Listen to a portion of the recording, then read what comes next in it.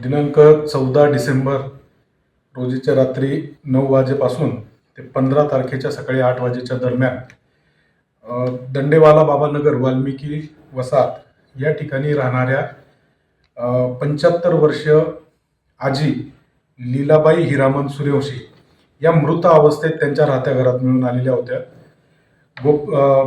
Police station येथे माहिती मिळाल्यानंतर त्या ठिकाणी तात्काळ मोहाडी पोलीस स्टेशन येथील सर्व अधिकारी स्टाफ, स्थानिक गुन्हे शाखा धुळे येथील अधिकारी व स्टाफ, तसेच जिल्ह्याचे पोलीस अधीक्षक श्री धिवरे सर, अपर पोलीस अधीक्षक देवरे सर, सिटी डिव्हिजनचे DYSP राजकुमार उपासे व इतर अधिकारी कर्मचारी यांनी घटनास्थळी भेट दिली. त्या ठिकाणी फिंगरप्रिंट व फॉरेन्सिक ब्युरो हे व्हॅनसुद्धा त्या ठिकाणी पाचारण करण्यात आलेले होते.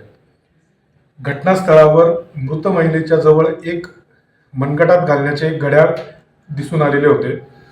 सदर घड्याळाचा क्ल्यू पकडून स्थानिक गुन्हे शाखेतील सर्व अधिकारी व सर्व अंमलदार हे मोहाडी परिसरामध्ये आपापल्या गोपनीय बातमीदारामार्फत आरोपी निष्पन्न करण्याचा प्रयत्न करीत असताना एका गोपनीय बातमीदाराचा फोन आला व त्याने संशयित इसम सागर राजू कोळी वय 25 वाल्मिकीनगर दंडेवाला बाबानगर या ठिकाणी राहणारा हा इसम आहे याबाबत संशय व्यक्त केला.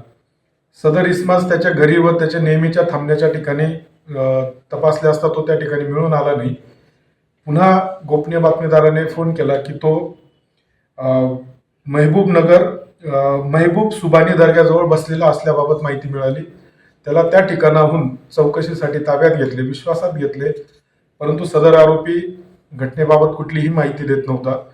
पुन्हा त्याला विश्वासात घेऊन व वेगवेगळ्या प्रकारे ट्रिक्स वापरून विचारपूस केली असता त्याने सदर गुन्ह्याची कबुली दिली व त्यानेच सदर मयत महिला लीलाबाई हिरामन सूर्यवंशी यांचा निर्गुण खून केलेला आहे व तो चोरीच्या उद्देशाने त्यांच्या घरामध्ये घुसलेला होता. सदर आरोपी या गुन्ह्याच्या तपासकामी आज रोजी आत्ता त्याला अटक केलेली आहे व उद्या मान्य न्यायालयासमोर हजर करून पुढील कारवाई करण्याची तजवीज केली.